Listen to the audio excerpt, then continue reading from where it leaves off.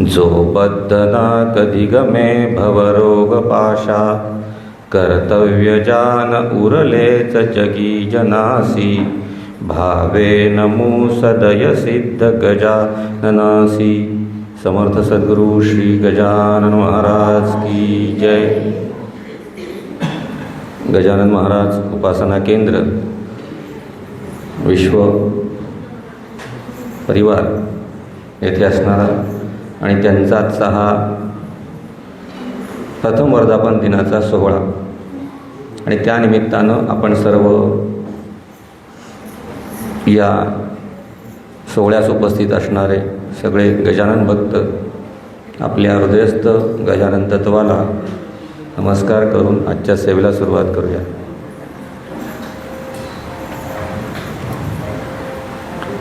भगवंताला प्रिय कोण? तर म्हणाले भगवंताला भक्तप्रिय सर्वात, पण कोणता भक्तप्रिय हे पण महत्त्वाचं आहे. नुसता भक्त झाला म्हणजे तो प्रिय होईल का? त्या भक्ताला काहीतरी लक्षणं असतील. म्हणजे कोणाला भक्त म्हणायचं, कोणाला नाही म्हणायचं. आणि साधकांची जी लक्षणे, सिद्धांची जी लक्षणे, ती साधकांची साधने, ते जे लक्षण आहे ते माझ्या अंगी आलं म्हणजे मी एक टप्पा पुढे जाईल. हा साधारण त्याचा प्रवासाचा भक्तिमार्गाचा स्वरूप आहे. ते लक्षण माझ्या अंगी आलं तर माझी धारणा कुठेतरी त्याबद्दल चांगली होईल. पण मग लक्षणं काय आहेत? म्हणून भगवंताला जेव्हा विचारलं तेव्हा तुम्हाला काय आवडतं, तुम्ही कुठे असता? शेवटी असं आहे, आता इथे निर्गुण तत्वाच्या गोष्टी लागू होत नाही. म्हणजे कोणत्या? ईश्वर सर्वव्याप्त आहे, बरोबर आहे, हे वाक्य बरोबर. पण मग शेगावला तो विशेषत्वानं, विशेष रूपानं कार्यरत आहे. त्याचं वैशिष्ट्यपूर्ण अभिव्यक्ती आहे तिथे त्या रूपाची. मग महाराज शेगावला असतातच, मग प्रगट दिनाला अजून विशेषत्वाने तिथे त्यांचं ते तत्व कार्यरत असतं. आपण हा नियम तिकडे लावतो आणि गडबड होते आपली. तर तसं मग भगवंत जर सर्वत्र आहे तर मग तो कुठल्या ठिकाणी विशेषत्वाने उपस्थित आहे? तर ज्यावेळेस त्यांना प्रश्न विचारला नारद मुनींनी, त्याच भगवंतांनी उत्तर दिलं, नाहम वसामि वैकुंठे हृदय योगिनाम हृदये रमौ मद्भक्ता यत्र गायन्ति तत्र तिष्ठामि दार्द. की मी वैकुंठात नाही, मी योग्यांच्या हृदयामध्ये नाही, माझे भक्त जिथे गातात नाचतात तिथे मी आहे, माझे भक्त गातील जेथे नारदामी उभा तेथे. मग भगवंत कुठे आहे? तर तो त्याच्या गुणगान संकीर्तनामध्ये आहे. मग पुन्हा भगवद्गीतेमध्ये 12व्या अध्यायामध्ये भक्तियोगाची लक्षणं जेव्हा पुन्हा अर्जुनाने विचारले की अरे तुझी भक्ती कशी करायची, किंवा तुझा भक्त कोण, किंवा त्याला कशा पद्धतीनं त्याला समजायचं, त्याचं विवेचन करताना माऊलींनी फार सुंदर उदाहरण सांगितलेलं आहे ज्ञानेश्वरीमध्ये. माऊली म्हणते, तया सांगाचे नि सुरवाडे मज विदेहा देह धरणे घडे. असे माझे तुम्ही भक्त येताना मी विदेह असून मला देहरूपात यावं लागतं तुमच्यासाठी. किंबहुना आवडे निरुपमू तेणेस आम्हा मैत्र एथ कायसे विचित्र परी तयाचे चरित्र ऐकती जे. तेही प्राणा परवते आवडती हे निरुते जे भक्त चरित्र ते प्रशंसती. अरे म्हणाले, जे माझी स्तुती करतात ते मला प्रिय आहेच, पण जे माझ्या भक्तांचं सुद्धा चरित्र करतात ना ते सुद्धा मला जास्त प्रिय आहेत. म्हणजे माझं अस्तित्व कुठे आहे? एक तर गातात नाचतात, जे जिथे माझं गुणगान करतो भक्त तिथे आहे भक्तिमार्गाप्रमाणे. पण मग त्याच्यात सुद्धा जे भक्त चरित्राची प्रशंसा करतात, मग ते चरित्र माझं असू दे किंवा माझं आणि माझ्या भक्तांमध्ये झालेल्या लीलेचं असू दे, तर ते चरित्र आपण आज बघणार आहोत. म्हणजे कसं, रामाला जर वश करायचं असेल तर तुम्हाला हनुमानाचं गुण गायला पाहिजे. म्हणजे मारुतीचं प्रेम हनुमंताचं रामावर आणि रामाचं हनुमंतावर.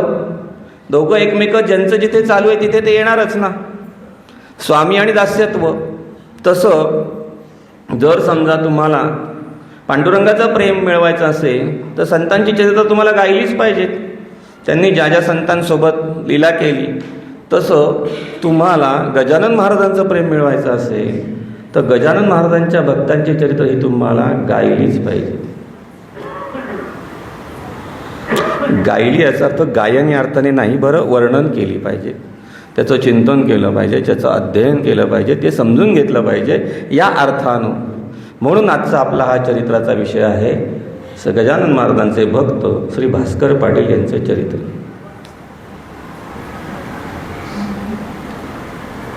आता भगवंत हा आभासात्मक आहे, आपल्याला माहिती आहे. कशासाठी आभासात्मक? तो ज्या रूपात आहे तेवढा दिसतो, त्याही रूपापेक्षा तो भासमान दिसतो. आणि भासमान का दिसतो? तो कळल्यासारखा वाटतो पण कळत नाही, म्हणून त्याला आपण भासमान म्हणतो. गजानन महाराजांचं चरित्र आम्हाला कळल्यासारखं वाटतं, पण आम्हाला जे कळतं ती इतकी प्राथमिक त्याची अवस्था आहे की त्याच्यापुढे त्याचा वेगवेगळ्या पद्धतीनं अनुभवाच्या दृष्टीनं किंवा चिंतनाच्या दृष्टीनं एवढा विस्तार असेल असं आपल्या लक्षात येत नाही, कारण आपण सामान्य माणसं आहोत.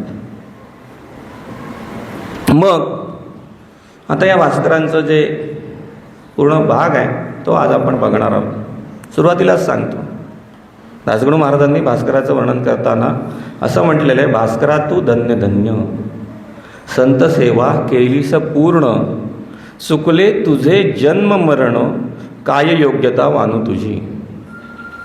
म्हणजे ज्याच्यासाठी सगळेजण उपासना करतात, त्या गजानन महाराजांचे पाय धरतात, ते ह्याला मिळालेलं आहे. म्हणून भास्कर हे स्वतः धन्य आहे. आणि आपणासारखे करीती तत्काळ नाही काळवेळ तया लागी. म्हणजे गजानन महाराजांच्या भक्ती करता करता स्वतः ते संतपदाला पोहोचले. गुरूंनी त्यांना गुरुपण प्रदान केलं, इथपर्यंत त्यांचा तो भक्तीचा प्रवास आहे. त्यामुळे ते श्रेष्ठ आहेत. त्यांचा उल्लेख खरंच भास्कर महाराज अशा अर्थाने करणं अत्यंत योग्य आहे. पण कथाभाग सांगताना कधी भास्कराने असा एखादा एकेरी उल्लेख होण्याची शक्यता आहे. तरी तो त्या कथेचा भाग म्हणून आपण समजून घ्यावं. म्हणजे ती कथा समजण्यासाठी तिथे कुठेही त्यांचा आपल्याला अपमान करण्याचा उद्देश नाही, हे आपल्याला पहिलं समजून घेतलं पाहिजे. कारण हे सुद्धा लोकांना समजून सांगावं लागतं, कारण तेवढी बुद्धी नसते.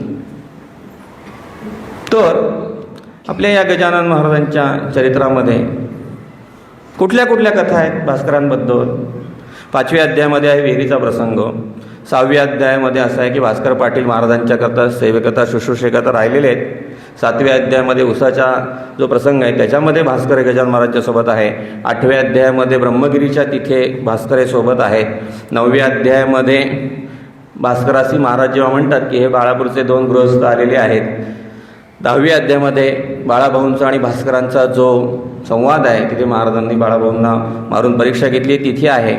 11व्या अध्यायामध्ये भास्करांचा समाधी प्रसंग आहे. आणि 17व्या अध्यायामध्ये रेल्वेचा वृत्तांत आहे. हे मी तुम्हाला याच्यातलं आज काहीही सांगणार नाही. मग काय सांगणार आता? जेवढं आहे तेवढं नाही सांगणार, कारण तो सगळा तुम्हाला कथाभाग माहिती आहे आणि त्याच्यावरती खरं निरूपण करणं अपेक्षित आहे. पण कथाभाग सांगायचा आहे. आजचा विषय चरित्र आहे, चिंतन नाही.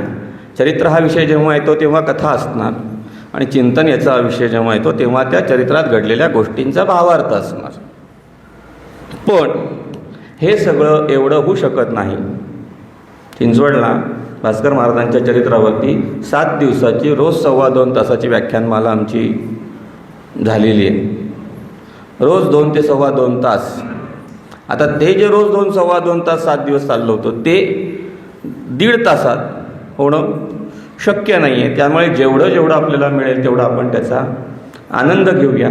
काही कथांचा ओझरता उल्लेख करतो, काही कथांचा विस्तृत करतो, जसं यथाशक्ती आपल्याला होईल. त्याच्यामध्ये मग ही माहिती आहे कुठली, तर गजानन विजय ग्रंथातली तर आहेच आहे. दुसरी गजानन महाराज संस्थाने अधिकृत प्रकाशित केलेला गजानन महाराज चरित्रकोश आहे.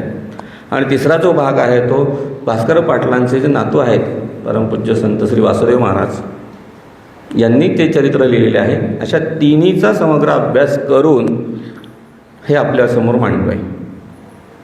आता कदाचित काळानुसार बोलताना बोलाच्या ओघात एखादा उल्लेख कमी जास्त होऊ शकतो, तर तो आपण सद्बुद्धीने समजून घ्याल अशी अपेक्षा करून सुरुवात करूया. भास्कर बाळभाऊ पितांबर उमरावतीचा गणेश अप्पा रामचंद्र गृह त्याचपरी राहत होता बरोबरी, हे पाच पांडव श्री हरी गजानन शोभू लागले. महाराजांच्या निष्ठावंत असणाऱ्या अशा 5 पांडवांमध्ये या भास्करांचं नाव आहे. महाराष्ट्रामध्ये अकोला जिल्हा, अकोट वऱ्हाड प्रांतामध्ये अकोली जहागीर नावाचं जे गाव आहे, तिथे जायले पाटील या वंशातले असणारे, सूर्यवंशी असणारे, वसिष्ठ गोत्राचे असे दानाजी जायले या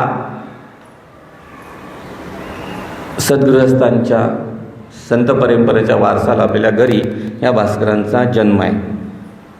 त्याच्यामध्ये गोमाजी हे पणतू आहेत, योगाजी हे नातू आहेत आणि योगजी यांची पत्नी शांती, म्हणजे या 4 पिढ्या झाल्या आत्तापर्यंत. आणि या योगजी आणि शांती यांचे पुत्र कर्मवीर म्हणजे कर्ताजी, मुळामध्ये तो शब्द असा आहे की कर्ताजी असा आहे, पण तो अपभ्रंशात्मक कसा हवा म्हणतो आपण, कडताजी बोलीभाषेमध्ये. श्रीपती हा शब्द श्रीपती असा म्हणतो, श्रचा द्रुपदा ग्रामीण भाषेत शब्द, तसं नाही ते द्रौपदीचं द्रुपदा अशा या बोलीभाषेत तो शब्द होता. तसं कर्ताजी मूळ नाव, पण त्याचा शब्द अपभ्रंशात्मक कडताजी असा आहे. हे वेगळे तर हे आपल्या पुढच्या अध्यायाची काही त्याचा संबंध नाही. हे या घराण्याचं वर्णन करताना आणि ह्या कडताजी पाटलांना पुत्रसंतान नाही आहे आणि एक योग्याचं दर्शन त्यांना झालेलं आहे स्वप्नामध्ये गुरुवारी फाल्गुन मध्य प्रतिपदेला, की तुझ्याकडे संतान नाही. सगळ्या ठिकाणी तू प्रार्थना केलीस की तुझ्याकडे संतान नाही, सगळं आहे, 4 पिढ्याचा 5 पिढ्याचा तुझा संत परंपरेचा वारसा आहे, पण पुढे संतती नाही. तर ह्या प्रार्थनेला कुठे त्यांच्या भगवंत प्रसन्न झाले आणि तिथे त्याला दृष्टांत झाला की तो पयव्रताचा आरंभ करायचा. पयव्रत म्हणजे दूध पिऊन राहायचं. पती पत्नींनी 12 दिवस दाम्पत्याने राहायचं, विष्णूची प्रसाद घ्यायची आणि हा प्रसादाचा आशीर्वाद देऊन तो योगी अंतर्धान स्वप्नामध्ये पावले. आणि ह्याच योगाच्या दृष्टाप्रमाणे या कर्ताजी आणि पत्नी शांती यांनी 12-13 दिवसपर्यंत ते पयव्रत केलं. 13व्या 14व्या दिवशी ब्राह्मण भोजन केलं आणि चैत्र शुद्ध पौर्णिमेला पुन्हा 1 महिना 1.5 महिन्यानी पुन्हा तेच योगी अतिथी रूपाने आले आणि भोजनाला मागणी केली. आधी झालेला दृष्टांत आहे, नंतर साधू एक कोणीतरी घरी आलेला आहे आणि त्यांनी आशीर्वाद दिलेला आहे, तू जे काही व्रतकर्म करत होतास ते तुझं यथासांग पूर्ण झालेलं आहे आणि तुला आता संतती होईल, अपत्यप्राप्ती होईल, तुझी पत्नी गरोदर राहील, जो काही मुलगा होईल त्याचं नाव भास्कर ठेव. सूर्यवंशातले हे असल्यामुळं यांनी यांच्या मुलाचं नाव भास्कर ठेवलं. पुढे आहे अजून. आणि या भास्करांचा जन्म शके 1722 मार्गशीर्ष शुद्ध एकादशी म्हणजे गीता जयंतीच्या दिवशी या भास्करांचा जन्म झाला. पुन्हा एक या जन्म झाल्यानंतर पुन्हा एक योगी एक साधू यांच्या स्वप्नामध्ये आला आणि तो त्या आईवडिलांना असं सांगतो की हा मुलगा धैर्यवंत असेल, सेवेला हनुमंत होईल, कर्मरत असेल, विरक्त असेल आणि मी जसं तुला मागे आशीर्वाद द्यायला म्हणून आलो की असा एक भक्त तुझ्याकडे जन्माला येईल, तोच हा मुलगा तुझ्याकडे आलेला आहे. आणि या भास्करांचा जन्म झाल्यानंतर पुन्हा हा दृष्टांत त्याच्या आईवडिलांना झालेला आहे. कसं असतं, तुम्ही आम्ही इथे येतो, गजानन महाराजांची कुठल्या तरी देवाची उपासना करतो, तर संतांनी सांगून ठेवलेलं आहे की पूर्वसुकृताची जोडी म्हणून विठ्ठली आवडे. काहीतरी चांगलं केल्याशिवाय भगवंताबद्दल प्रेमसुद्धा उत्पन्न होत नाही. ते प्रेम उत्पन्न होणं फार महत्त्वाचं आहे. त्याच्यासाठी पूर्वकर्माची काहीतरी सुकृत असावं लागतं. त्याशिवाय प्रेम उत्पन्न होईल कसं? चांगली गोष्ट आवडायला तुमच्यात काहीतरी चांगलं पाहिजे ना. तर हे सगळं असताना, आणि हे जे कडताजी पाटील होते ते त्यावेळेसचे मोठे सरदार होते, जहागीरदार होते त्या गावचे. त्यावेळेस शिरसोलीला एक युद्ध झालं, त्याची नोंद आहे. त्याच्यामध्ये कर्ताजी पाटलांनी इंग्रजांविरुद्ध लढा दिलेला आहे त्या काळी. त्याच्यामध्ये पुन्हा 1770 हे सगळे शकावली आहेत बरं. एक यवन डाकू ते अकोली जहागीर नावाचं गाव लुटायला आलेलं आहे. त्याचं नाव आहे शेख डल्ला. आणि त्यांनी ते गाव लुटून न्यायचं, त्या अकोली जहागिरीचं, आणि सगळ्यांना हैराण करायचं. पुन्हा 2 वर्षांनी तो लुटायला, म्हणजे भास्कर ज्या गावात राहत होते त्या गावातली गोष्ट. म्हणजे ते साधारण भास्कर त्यावेळेस 17, 18, 20 वर्षाचे असावेत. आता एवढा हा शूर बलाढ्य डाकू, त्यानं त्या काळचे जे जे सरदार होते, ज्या ज्या राजसत्ता होत्या, म्हणजे शिंद्यांची असेल, पेशव्यांची असेल, यांना इतकं हैराण केलं. आणि अकोली जहागीरचे लोक त्यांना शरण आले आणि त्यांनी सांगितलं, बाबा रे, तू आम्हाला लुटू नको, आम्ही तुला काय पाहिजे ते देऊ. त्यावेळेस त्यांनी त्या अकोली जहागीरमधनं 2-3 टोपले चांदी गोळा केली. म्हटले, हे घे बाबा, पण आमच्या गावावर पुन्हा आता तू हल्ला करू नको. आता पुन्हा तो काय, एकदा त्याला समजलं की आपण आक्रमण केलं की ही लोक आपल्याला काहीतरी देतात, नाही दिलं तर आपण हिसकून न्यायचं, लुटून न्यायचं. मग त्यावेळेस असं झालं की पुन्हा तो 45, पुन्हा 2-4 वर्षानं त्या अकोले गावावरती आक्रमण करायला आला. पण मग हे इथे त्यावेळेस ते भास्कर होते, त्यांच्या लक्षात आलं की त्यावेळेस भास्करांचं वय 20-22 वर्ष होतं. ते म्हणाले, हे काही बरोबर नाही. हा माणूस आपल्या गावावरती येतो, आक्रमण करतो, आपण त्याला आपलं सगळं देतो, आणि हे सगळं आपलं गाव हा लुटून नेतो. हे काही योग्य नाही. त्यांनी सगळ्या गावातल्या लोकांना एकत्र केलं भास्करांनी, आणि त्यांनी सांगितलं की आता आपल्याला यांच्याविरुद्ध लढा उभारायचा आहे. हे सगळं अधिकृत नोंदीत बरं, मनाचं काहीही सांगणे नाही. तेथे ग्रंथ उपलब्ध आहेत, त्याच्यात त्याच्या चरित्राचा भाग आहे, तो आपल्यापर्यंत पोचवणं एवढंच माझं काम आहे. आणि तो जेव्हा त्यावेळेस भास्करांनी सगळं गाव एकत्र केलं, आणि तो डाकू जेव्हा यांच्यावरती आक्रमण करायला येणार, तेव्हा त्यांनी भास्कर तिथे समोर उभे राहिले आणि त्यांनी सांगितलं की तो शेख डल्ला, असं त्याचा शब्द असायचा, ऊपर अल्लाह नीचे शेख डल्ला. म्हणजे वरती जर कोण असेल तर तो अल्लाह आहे, पण पृथ्वीवरती माझी सत्ता आहे, तिथे कोणीही मला पराभूत करू शकत नाही. अशा या भयान परिस्थितीमध्ये त्या डाकूने पुन्हा जेव्हा 4-5 वेळा आक्रमण केल्यानंतर तिथे जेव्हा आक्रमण केलं तेव्हा भास्करांनी त्याच्यासोबत युद्ध केलं आणि त्याला पराभूत केलं आणि तो शरण आला. म्हणजे केवळ भक्तिमार्ग हा असून उपयोग नाही, अंगी शौर्यत्व पण असावं लागतं. त्यावेळेस भास्करांचं वय 20-22 वर्ष होतं. आणि मग पुढे या भास्करांची वंशवेल वाढायला लागली. अकोली जहागीरचं खेडेगाव, कर्ताजी पाटील आणि यांच्या घरी त्यांचा जन्म झाला आणि एकादशीला हे वैभव संपन्न घराणं. भास्करांचा विवाह पुन्हा झाला. भास्करांच्या पत्नीचं नाव गंगाबाई. आणि त्यांना पुढे 1765ला एक मुलगी झाली पहिली, तिचं नाव ठेवलं भागीरथी. त्याच भास्करांचं वय आता तुम्ही विचार करा, 23-24 सालचा जन्म. त्याच्या पुढचा त्यांचा सगळा पुन्हा 1769ला रेणुका नावाची कन्या त्यांना प्रसाद रूपाने प्राप्त झाली. तोपर्यंत यांचा गजानन महाराजांशी कुठलाही संबंध आलेला नाही. आता पुन्हा मुलगा नसल्याने वंशाला वारस किंवा संतती व्हावी म्हणून पुन्हा नवस केला आणि नवसाने 52व्या वर्षी संतती झाली. 52व्या वर्षी संतती झाल्यानंतर त्यांच्याही मुलाचं नाव भिकाजी ठेवण्यात आलं. हा शूर असणारा, दणकट असणारा पण पुत्र हाही अल्पायुषी ठरला आणि पुत्राच्या या अकाली निधनामुळे भास्कर प्रत्यक्षात खचून गेले. जगातली सगळी दुःख एका बाजूला आणि संततीचं दुःख एका बाजूला. असा हा सगळा असणारा त्यांनी श्रींच्या सेवेमध्ये पुढे त्यांचा अजून प्रवेश व्हायचा आहे. पण त्यांनी नंतर मग त्यांच्याच नात्यातले असणारे नथू पाटील म्हणजे मेवणा बहुतेक बायकोचा किंवा अशा पद्धतीनं पुंडलिक नावाच्या एका बालकाला त्यांनी दत्तक घेतलं आणि त्या पुंडलिकांना पुन्हा 2 पुत्र झाले, एक पुरुषोत्तम आणि दुसरे वासुदेव महाराज. या पुरुषोत्तमांना पुन्हा 2 कन्या झाल्या, विमल आणि पुष्पा. आणि हे वासुदेव महाराज ब्रह्मचारी राहिले, जे म्हणजे भास्कर पाटलांचे नातू या अर्थानं, ज्यांनी आषाढी एकादशीच्या दिवशी पंढरपुरात आपला देह ठेवला आत्ता 2008ला. आणि मला त्यांच्या दर्शनाचा योग वारंवार आला.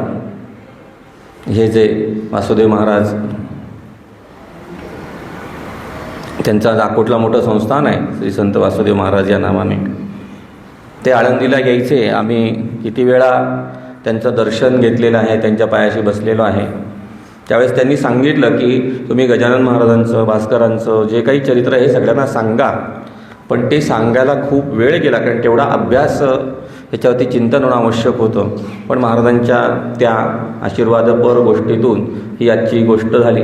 आणि मलाही एक संधी अशी आली होती की त्यांचा जो भास्कर महाराज संस्थानचा म्हणजे वासुदेव महाराज संस्थानचा जो प्रवचनाचे सप्ताह गावोगावी होता, तर त्यावेळेस मला ज्ञानेश्वरी प्रवचन करायला सोपान काका मंदिरात सासवडला बोलवलं होतं. तिथेही ती सेवा त्यानिमित्तानं त्यांच्या परिवारात मला विशेष बोलवून ती सेवा तिथे घेण्याचा योग आला.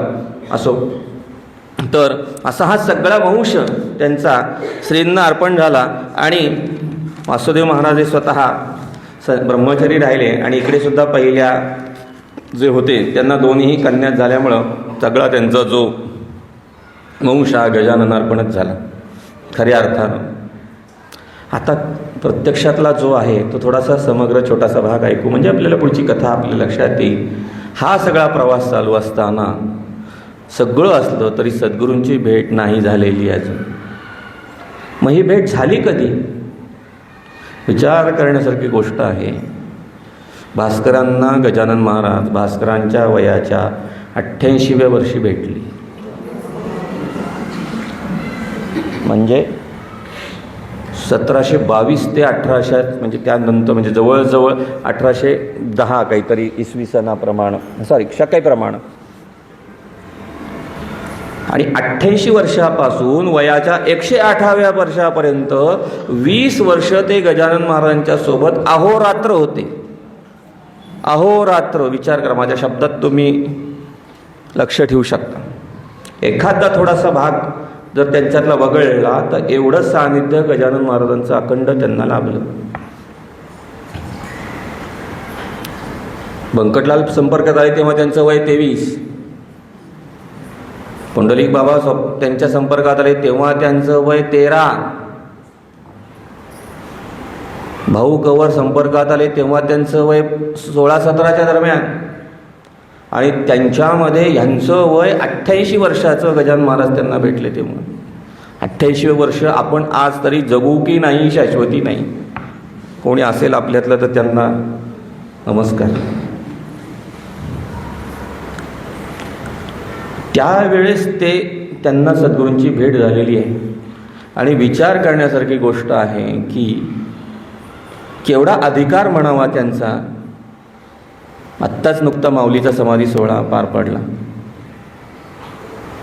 गुरूंच्याकडून शिष्याची समाधी, किती विलक्षण योग आहे बघा. शिष्यानी गुरूंच्या समाधीला असणं हा व्यवहार आहे.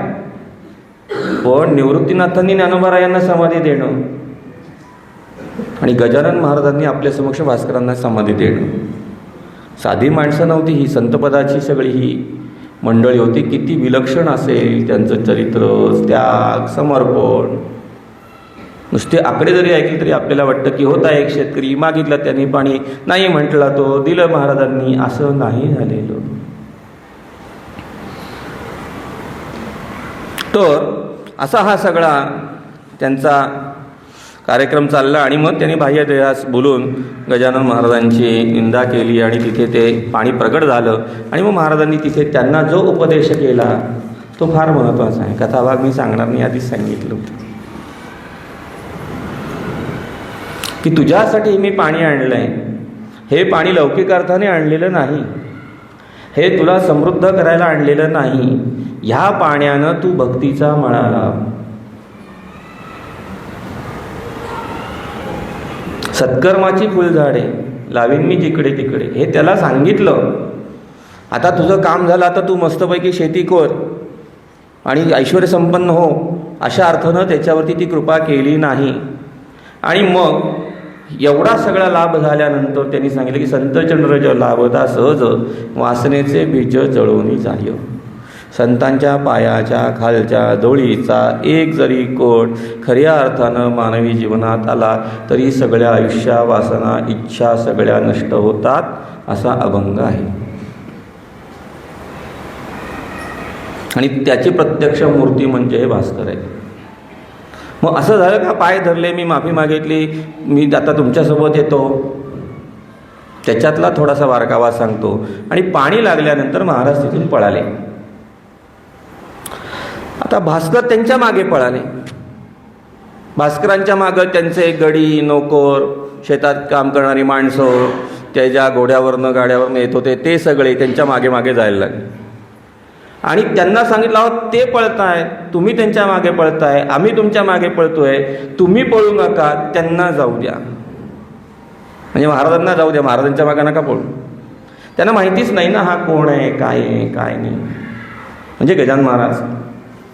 आणि त्यांचा उद्धार झाला ती त्यांना अंतःकरणातनं जी उर्मी आली, त्यामुळे ते पळायला लागले. त्यांना साक्षात्कार ती अवस्था मिळून गेली जी काही अध्यात्मामध्ये भल्या भल्यांना होत नाही, भगवंत भेटायची ती. आणि ते म्हणतात महाराज थांबा, महाराज थांबा, महाराज थांबा. आता हे गजानन महाराज हे कशाला काय थांबा म्हटल्यावर थांबणार आहे? पुण्यातला रिक्षावाला आहे का तो? थांबा म्हटलं तरी नाही थांबत, तो जातो बघून पुढे. तसं यांनी थांबा म्हटल्यानं महाराज थांबतील कसे? महाराजांनी त्यांच्याकडे दगडं मारायला सुरुवात केली. त्या शेतात गोट्यात जे काही मिळेल ते, हे येऊ नको, अशा आशयाची कृती करायला सुरुवात केली. पळताय, दगड मारले, धोंडे मारले, 5 कोस पळाले पहिल्या टप्प्यात. महाराजांची चालगती वायूची समान होती.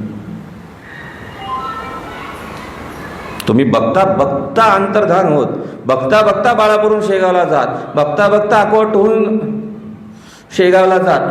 ते काय ह्यांच्या मागे थांबणार आहेत? कारण तो देह नव्हताच. जसं सुरुवातीला सांगितलं तसं तुमच्यासाठी मी विदेहत्व असून देहत्व पत्करतो असं भगवंतानी सांगितलेलं आत्ताच आपल्या निरूपणाच्या पहिल्या ओळीत आपण सांगितलं ज्ञानेश्वरांच्या. मग ते पळायला लागले त्यांच्या मागे हे पळायला लागले. आणि मग तिथे थोडा वेळ थांबले. तेवढ्यात त्यांनी भास्करांनी त्यांना गाठलं. गाठल्यानंतर गजानन महाराजांनी पुन्हा त्यांना झोडपायला सुरुवात केली. धुळीतच, येऊ नको जवळ. अक्षरशः छाताड्यावरती बसून मारलं, धुळीत लोळवलं, काय काय काय काय काय काय तरी भास्करांनी त्यांचे चरण सोडले नाही. गजानन महाराज म्हणाले, मी वेडा पिसा आहे, तुला रोज मारीन बरं. कंडिशन आधीच टाकून ठेवली ते. तू येऊ नको, तू घरचा रस्ता धर. माझ्या मागे येणं एवढं सोपं नाही. गुरुचित्रामध्ये दत्त महाराज म्हणतात, आमची सेवा बहु कठीण. आमचा सेवक होणं, आमचा दास होणं, आमचा भक्त होणं साधी गोष्ट नाही. आमचं सगळं सांभाळावं लागेल तुम्हाला. तरी मग तिथून ते शरण आले. घरी जाणार नाही, मी पापी आहे, कर्मठ आहे, कर्महीन आहे, मंदबुद्धी आहे, परनिंदक आहे, काहीही केलं नाही. सगळं त्यांना आठवलं आणि त्यांनी सांगितलं, गजानन महाराज मी तुमच्याला पाय सोडणार नाही, मला तुमच्याबरोबर तुम्ही न्याल तिथे शेगावला सुद्धा घेऊन गेलात तरी चालेल. साधी गोष्ट आहे. एक मनुष्य शेतामध्ये गेलेला आहे, तिथे मनुष्य म्हणू आहे, संतच ते, पण म्हणताना मनुष्य म्हणू आपण. तो तिथे आला, काय पाणी कोण मागतंय, काय बघतंय, म्हणजे ऑफिसला गेला तिथून तसाच शेगावला गेला असं झालं. किंवा कंपनीमध्ये कारभार बघायला गेला तिथून ते शेगावलाच गेला, परत आलाच नाही, अशी गोष्ट झाल्यासारखी झाली ती. एवढी विरक्ती येणं साधी गोष्ट नाही. विरक्ती दरिद्रपणे लवकर येते, ज्याला उष्ण वैराग्य म्हणतात. ऐश्वर संपन्न असताना विरक्ती येणं, याच्यासाठी खूप मोठी तपश्चर्या लागते. हे स्वतः ऐश्वर संपन्न असून त्यांना क्षणार्धात विरक्ती आहे गजानन महाराजांच्या त्या एका लीलेनं. आणि मग तिथून ते महाराजांच्या बरोबर आले. विचार करा, 5 कोस जर म्हटलं तर कमीत कमी भास्करांच्या मागं, गजानन महाराजांच्या मागं भास्करे 20 ते 25 किलोमीटर पळत गेलेत, मला न्या म्हणून, माझा स्वीकार करा म्हणून. साधी गोष्ट आहे, किती तुम्ही बघा. म्हणजे काय, त्याशिवाय हे अवस्था प्राप्त होत नाही. समर्पणाचे हे छोटे छोटे क्षण मी सांगतो तुम्हाला. आणि आम्ही उपासनेला निमित्त करतो, उपासनेला कारण करतो, न करायला कारण करतो, शरीर सामर्थ्याची कारणं देतो, व्यावहारिक जबाबदारींची कारणं देतो, सगळी कारणंच देतो. असो. आणि मग असा तो तिथून घेऊन आले त्यांना शेगावला. आता किती त्यांना, शेवटी कसं आहे, हे काय तसं देत नाही तो गजानन महाराज वगैरे. तुम्हाला तेवढं इलिजिबल करावं लागतं त्यांना. म्हणजे अशुद्ध धातूचं भांडं बनवायचं आहे, ते पहिलं धातू शुद्ध करायचा, त्याला टाकून ठोकून 2-4 वेळा त्याचा रस काढायचा, त्याच्यातनं अशुद्धी मोकळी करायची, पुन्हा त्याला तापवायचं, पुन्हा वितळायचं, पुन्हा तापवायचं. आणि ते सगळं झाल्यानंतर पुन्हा त्याचं त्या साच्यामध्ये रूपांतर करायचं. साच्यात रूपांतर केल्यानंतर पुन्हा त्याला टाके टाकायचे, ठोके द्यायचे, त्याला पॉलिश करायचं, ग्राइंडिंग करायचं. आणि सगळं झाल्यानंतर पुन्हा त्याला पॉलिश करायचं. आणि मध्ये मध्ये जर मळला तर पुन्हा पॉलिश करायचं. तसं या जीवात्म्याचं आहे. जन्मोजन्मीचे संस्कार आहेत ते त्या संत चरणाच्या रजाकणानं धुवून जाणार आहे. आणि असं ते सगळं असताना त्यांना काय आज्ञा करावी गजानन महाराजांनी? चातुर्मासभर त्यांना उपोषित ठेवलेले आहे. शेगावला आले म्हणून काय डोक्यावर घेतलं नाही. 4 महिने अन्नाचा कणसुद्धा पोटात नाही. वैशाखापासून आलेले आहेत. जर त्या दिवस आयला आज्ञा केली उद्यापासून जेवू नको, जर्जर झाले, अस्थिपंजर झाले, काही शक्ती नाही अंगामध्ये. विचार करा, इकडं हर हर म्हटल्यानंतर तिकडे समाधी लागेल, एवढी त्यांची योग्यता आणण्यासाठी मधला प्रवास समजायला नको का? साधी गोष्ट आहे का? इकडे महाराजांनी हर हर म्हटलं, भास्करांचे प्राण तिकडे स्थिर व्हायला. त्याच्या मागचा पूर्ण जो प्रवास आहे तो समजला पाहिजे, तो समजून घेतला पाहिजे. आणि त्याच्यामध्ये इतकी त्यांची निष्ठा बघितली अक्षरशः की उकळतं पाणी नाकाने प्यायला दिलं. गुरुपाशी खूप अवघड असतं. तुम्ही नवनाथांच्या पोथीमध्ये पाहिलं असेल, तो अक्षरशः डोळा काढून द्यायला लागला त्याला गुरुभक्तीच्यासाठी. साधी गोष्ट नाही. छान छान दिसतं. पाणी लागलं, गोड पाणी प्याले, लोक गेली, भास्करांना समाधी मिळाली, मोक्ष मिळाला. मधला प्रवासाचं काय?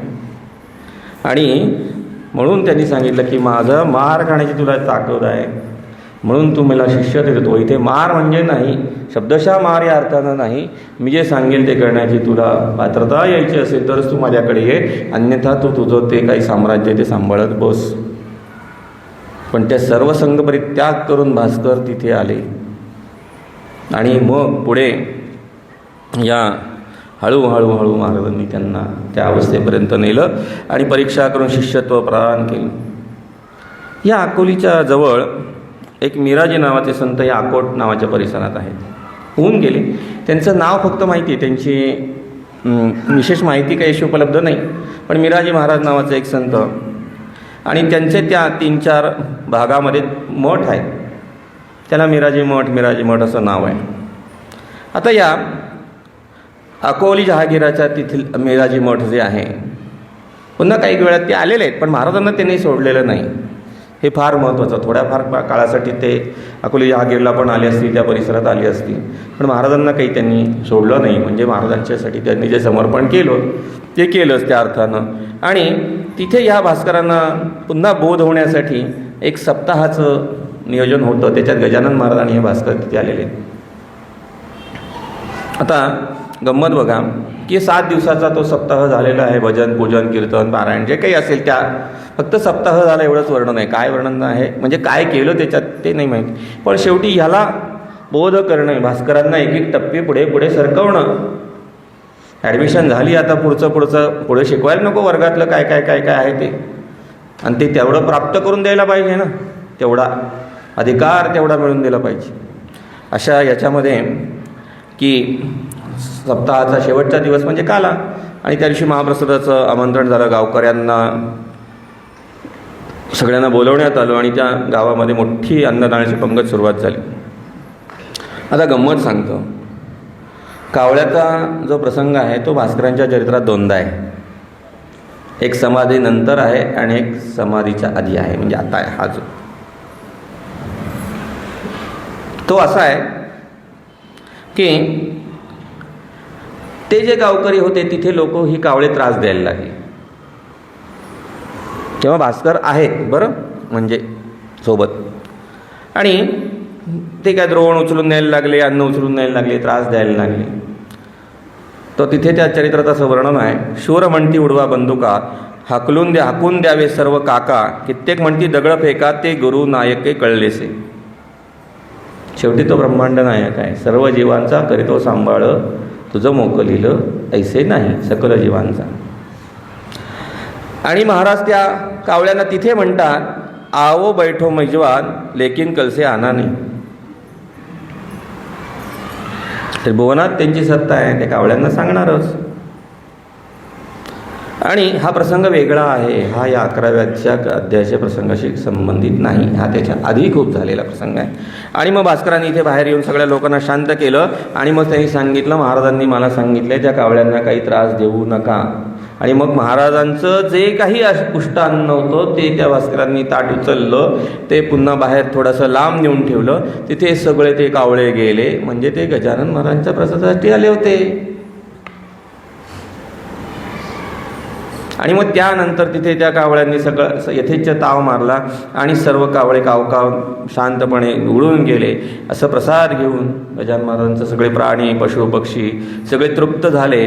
आणि मग महाराजांचा असा हा अधिकार की सजीव निर्जीव जाणती तुझा अधिकार, असं हे सगळं चरित्र चालू असताना एक दिवस महाराज भास्करांच्या सोबत पुन्हा त्या मिराजी मठामध्ये आलेले आहेत. मिराजी मठात आलेले असताना समोर एक झोपडी आहे. झोपडी म्हणजे बांबू लावले आहेत, त्याच्यात गवत आहे, पेंड्या वगैरे बांधलेल्या आहेत. आणि महाराजांची उंची 6-6.5 फुटाची होती, आपल्याला माहिती आहे. आणि धावत पटापटा जात असे ते सगळे आले असताना त्या झोपडीत शिरताना त्या थोडासा बांबूचा धक्का महाराजांच्या डोक्याला लागला. आणि त्यावेळेस तिथे फळाफळा रक्त यायला लागलं गजानन महाराजांच्या डोक्यात आणि त्याचे 2-3 थेंब खाली जमिनीवर पडले. महाराज तिथे भास्करांना म्हणता, या जागेवर सिद्धेश्वराचं शिवलिंग होईल. कालांतरानं पुढं खरोखरच तिथे एक शिवलिंग स्थापना झाली आणि शामराव शास्त्री धर्माधिकारी यांनी त्या जागेवरती सिद्धेश्वराचं शिवलिंग बांधलं. त्यांना ती अंतप्रेरणा झाली आणि ती जागा गजानन महाराजांनी दाखवलेलीच होती की या जागेवरती शिवाचं स्थान होणार आहे. जे गजानन महाराजांच्या रक्ताचे थेंब जिथे पडले तिथे ते शिवाचं मंदिर झालं. आता हे भास्कर महाराजांच्या सोबत होते. आता झालं असं, पूर्वीच्या काळात उलटं होतं. 5 लोक बंधू होते आणि 95 लोक खरे होते. त्या 5 बंधूंमुळे 95 लोकांना परीक्षा द्यायला लागायची. आताच्या काळात उलट आहे, 5 खरेत म्हणून उरलेल्या 95वरती विश्वास ठेवला जातो. आणि मग स्वतःची फसगत झाल्याशिवाय काही त्याच्या पुढे राहत नाही. कारण सांगितलेले संप्रदायाचे जे पारंपरिक मार्ग आहेत ते न करता शॉर्टकट अवलंबल्यामुळे ही फसगत माणसाची होते. भक्ती मार्गात, उपासना मार्गात शॉर्टकट नाही. तुमचं काम, तुमचं कर्म करायला लागेल. ती प्राप्ती होते, पण त्याच्यासाठी आपल्याला खूप तपश्चर्या करावी लागते, तेवढं समर्पण करावं लागतं. तसं होत नाही. म्हणजे जर साधं उदाहरण दिलं तर समजा गजानन महाराजांनी त्या तिमाजी माळ्याला जाऊन जागं केलं आणि त्याला सांगितलं की रासेसी गाडवी पडली, तू उठ आणि ती हाक. मग एवढा कुटाणा करण्यापेक्षा गजानन महाराजांनी ती गाडव हाकलायला नव्हती पाहिजे, त्याला ती तरी कशाला झोप मोडली, असा शंका विचारली मला एकाने.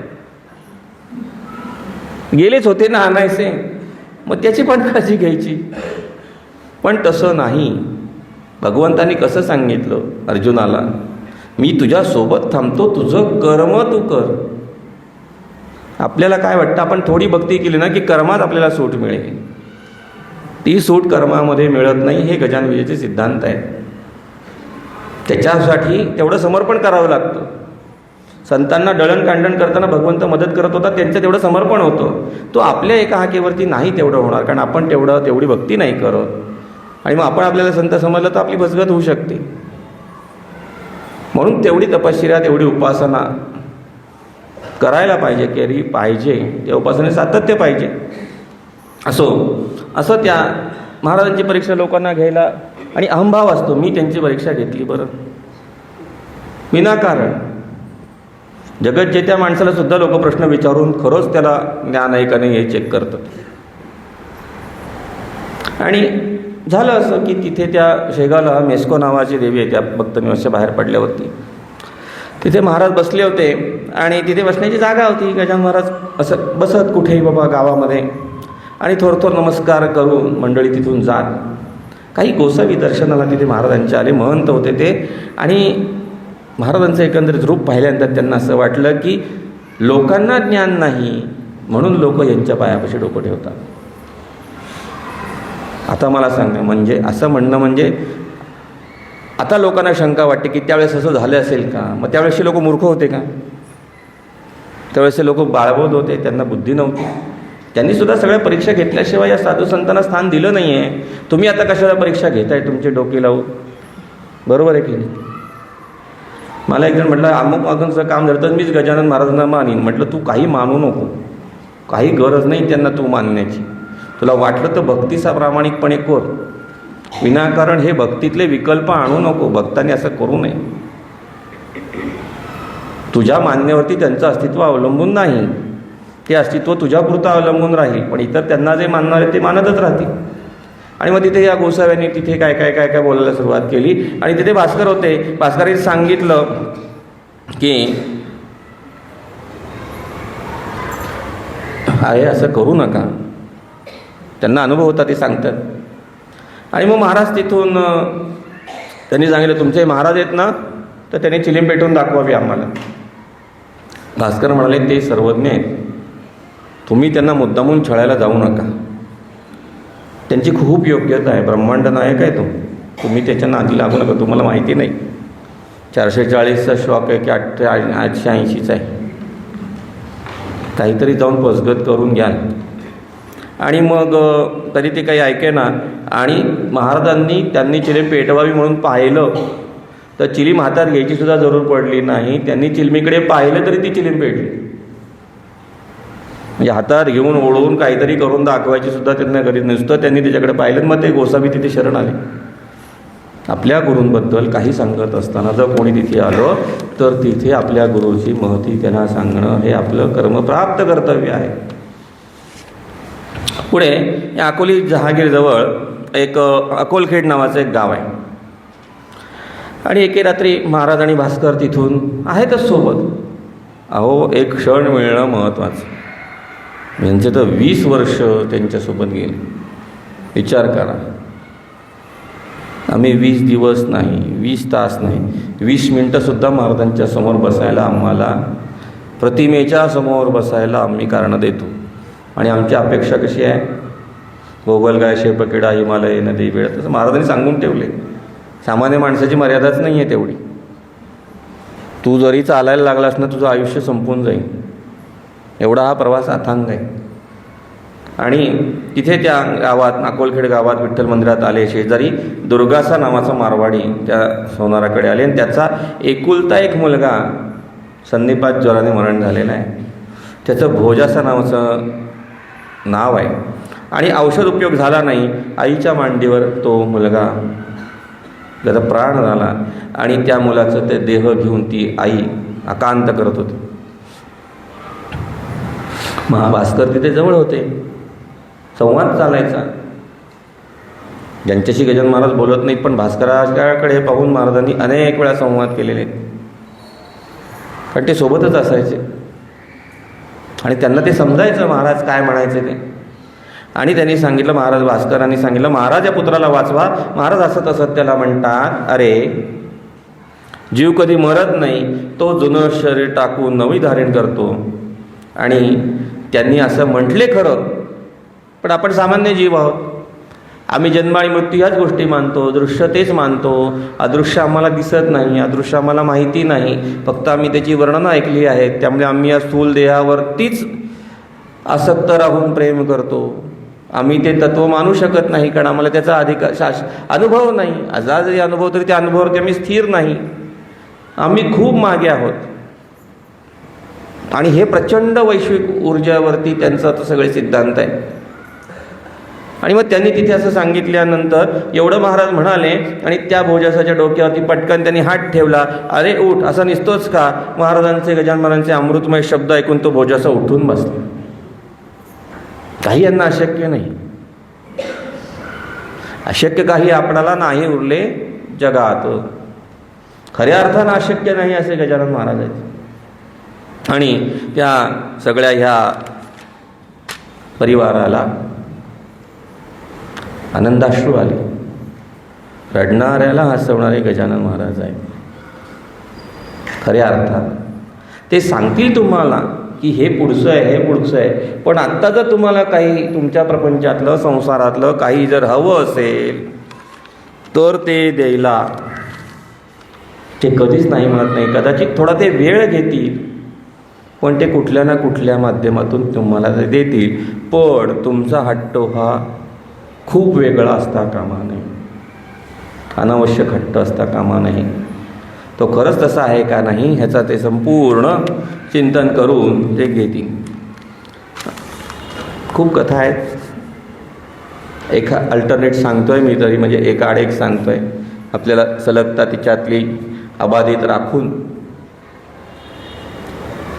पुढे एकदा असं झालं, पुन्हा गजानन महाराज त्या मिराजे मठ, अकोले, जहागीरच्या परिसरात उतरले आणि सगळ्यांची जेवणं वगैरे झाली, भोजन झालं आणि भास्करांनी सगळ्यांना प्रसाद दिला. प्रसाद वाटायचं काम भास्करांच्याकडे. हा प्रसाद अवघ्यांचं वाटीपर्यंत उदयी दाटी इथपासून आपल्याला माहिती आहे. आणि हे नथू पाटील नावाचे भास्कराचे बंधू, मेवणे म्हणा, बंधू म्हणा, ऋणमोचन क्षेत्राची यात्रा करायला निघाले. तिथे सिद्धेश्वराची जी यात्रा आहे तिथे परवणी स्नान करायचं. मग पण भास्कर इथे म्हणतात की सगळी तीर्थ गजानन महाराजांच्या पायी आहेत, तिथे कशाला जायचं? आणि मग महाराजांनी पण सांगितलं माझे काही आग्रह नाही, म्हणजे मला यायचं नाही आहे. भास्करांनी तिथे सांगितलं की असंच मागे झालं होतं, महाराजांना आग्रह करू नका वगैरे वगैरे वगैरे. पण ते नथू पाटील काही ऐके ना. त्यांनी गजानन महाराजांना दमणीत बसवलं आणि यात्रेकरता ही सगळी मंडळी निघाली. आता सिद्धांत खूप आहेत गजाननच्या ग्रंथामध्ये की तीर्थमहिमा मानावा, हे जरी खरे जाणी तरी तीर्थमहिमा मानावा.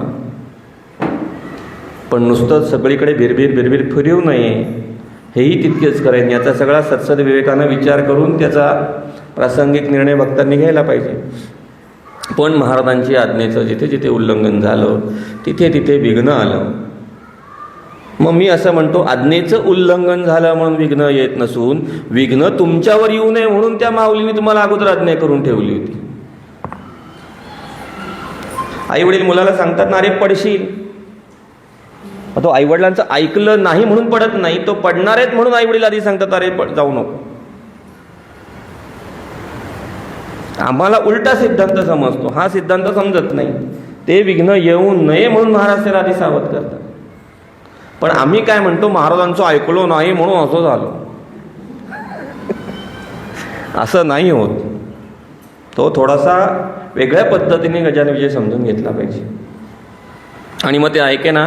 आणि असं करता करता ते त्यांच्या बैलगाडीसमोर एक मोठा वाघ डरकाळी फोडत फोडत त्या गाडीसमोर आला. सगळे प्रसंग आहेत. आपण जर त्या भास्कर नगरीला जर गेलात, आडगावला, तिथे सगळे हे असे अध्याय रूपाने काढलेले आहेत. काही काही त्याच्यात काही सांगतोय तुम्हाला, काही काही पुन्हा केव्हा तरी. आणि झालं तर भास्कर म्हणजे बघा, आग्रहाचं फळ भोगा. आता काय करायचं, तो वाघ काही पुढे जाईल ना. आता तुम्ही पाहिलं असेल, त्या सगळीकडनं बिबटे यायला लागले. आता अजून कळत नाही आम्ही त्यांच्या घरात जातोय का ते आमच्या घरात येते. निसर्ग आहे तो काय. आणि ते शिंसर श्वापत तिथे तसं आलं आणि ते काही त्या बैलगाडीसमोर राहिलं ना. बैल घाबरले, ती यात्रेची वेळ, सगळं जायचं आणि आता हे करायचं काय. आणि मग गजानन महाराजांनी भास्कराला सांगितलं, जा बघ रे पुढे काय आलं. शेवटी आपण म्हणतो ना सोबतच्याला की जा बघ बरं, का बरं ट्रॅफिक जाम झालंय पुढे जाऊन. आता यांना ते डरकाळ्या वगैरे आवाज येत होता, माहिती होतं. आता आली का परीक्षा. पण सद्गुरूंची आज्ञा जो मानतो तोच त्या पदाला जातो. आणि ते तिथे गेले. या भास्करांना पाहून तो वाघ शांत झाला.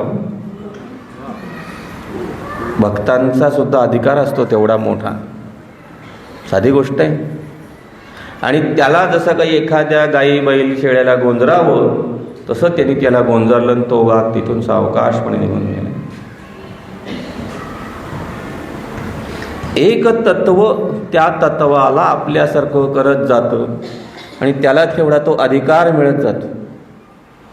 सगळं हे सर्व लिहिलेलं आहे अधिकृतपणे. आणि मग तो वाघ निघून गेला. सगळ्यांनी गजानन महाराज नमस्कार केला आणि त्या ऋणमोचनची पौष महिन्यातली यात्रा झाली आणि पुन्हा महाराजांचं सुंदर असं छान स्नान झालं. पुढे एक अग्नी प्रकट केल्याचा प्रसंग आहे, पण आता आपण मगाशी तो एक पाहिला, त्यामुळे आता देरोक्ती त्याच आशयाच्या विषयाची नको, म्हणून पुढे जाऊया. भास्कराची मुलगी रेणुका ही वरुड्या नावात दिली होती आणि दुसरी मुलगी भागीरथी ही मोरा नावाच्या गावात दिली होती. आणि ह्यांना मोराला परशुराम पाटील यांना ती दिली. आता यांच्याकडे एक छान घडलेला प्रसंग ऐकूया. हे सगळं भास्करांच्या संबंधित आहे, कारण त्यांच्या मुलीच्याकडे ते झालेलं आहे, त्यांनी केलेलं आहे, त्यांच्यासोबत झालेलं आहे, ते त्या ठिकाणी तिथे होते. ही भास्करांच्या कडून वाघ शांत करण्याची लीला महाराजांनी करून घेतली. जसं या बाळाभाऊंचा अधिकार सगळ्यांना कळवून दिला की माझा मार जरी खाल्ला तरी याच्या अंगावरती वळ उठू शकत नाही. म्हणजे थोडक्यात गजानन महाराजांना उसानी मारलं तरी वळ उठले नाहीत आणि बाळाभाऊंना एवढं मारलं तरी त्यांच्या अंगावरती वळ उठले नाहीत. म्हणजे हे शिष्य आणि गुरुत्व किती पदाला एकत्व होतं हे महत्त्वाचं आहे. म्हणजे हे या क्षमतेचे आहे. असो. आणि मग तिथे त्यांच्याकडे मुरा गावी या परशुराम पाटलांनी नेलं, दमणीतून नेलं, तेव्हा देवीचं एक मंदिर होतं आणि मोरागावी महाराज गेले. भास्कर होते सोबत. आपल्या मुलीकडे महाराजांनी यावं असं त्यांना वाटलं आणि त्या देवीच्या मंदिरात महाराजांची स्वारी उतरली आणि परशुराम पाटलांनी त्यांना विनंती केली की महाराज घरी या. महाराज म्हणाले ठीक आहे. आणि भोजनाचं पंचपक्वान्नाचं ताटं वाढलं आणि ताटावरनं महाराज वाढलेल्या ताटावरनं उठले. तुमच्या लीलेचा तो पार कोणा न लागे तिळभर. काही समजूच शकत नाही हे काय करतील, काय नाही करतील, केव्हा काय करतील, केव्हा काय करणार नाही, यांच्या केल्याचा अर्थ काय समजूच शकत नाही. समजा एखादा माणूस इकडून तिकडे जाणार म्हणजे तो तिथे जाईल हे आपल्याला तरी तर्काने सांगता येतो, पण त्यांच्या कुठल्याही कृतीचा काहीही आपल्याला अर्थबोध होत नाही. महाराज त्या तिथे वाढलेल्या पंचपक्वान्नाच्या ताटावरनं उठली, धावत गावात गेली. गावात जाऊन एक बारकं पोरगं उचलून आणलं गावातनं खेळताना. काय 2-5 वर्षाचा असं. त्याला उचलून आणलं आणि आपला जो उष्टा ताटातला प्रसाद होता तो त्याला खाऊ घातला. आज पोटभर जेव, कांदा भाकर भाजी खाऊन तृप्त हो, पुढे तुला मी आडगावला भेटेन तेव्हा तुला मी रिद्धिसिद्धी देईन असं त्या बारक्या मुलाला सांगितलं. आशीर्वाद दिला आणि ते बालक पुन्हा निघून गेलो. ते बालक पुढे झिंगराजी नावाचे संत म्हणून प्रसिद्ध झाले. मोरा गावचे संतरत्न झिंगराजी तो होय झाला. गजानन महाराजांनी ही जी लीला आहे ही या भास्करांच्या मुलीच्याकडे केली. म्हणजे कशी ते बुद्धी देतात, करायचा उद्धार त्या झिंगराजी महाराजांचा आहे. त्यांनी प्रेरणा दिली भास्कराला. तिथून गेले त्या देवीच्या देवळात, तिथे त्यांचा जावई आला, जावयानी त्यांना घरी नेलं, घरी नेलं त्यांना जेवायला वाढलं, तिथून ते म्हणजे पुढे काय काय काय काय ते सिस्टीम हलवतील, तुम्हाला काही त्याचा बुद्धितर्क लागणार नाही. आणि मग तिथे त्याला इतका अधिकार नुसता जेवून दिला की ते संतपदाला पोचले. हो, जिंगराजी महाराज सुद्धा खूप गोष्टी आहेत. आणि मग हे जिंगराजे पुढे संतपदाला पोचले. दुलाई पुराजी पांडे यांचे ते सुपुत्र होते जे जिंगराजी, त्यांची सुद्धा खूप मोठी पुढे कथा आहे. पण आपण थोडं पुढे जाऊ.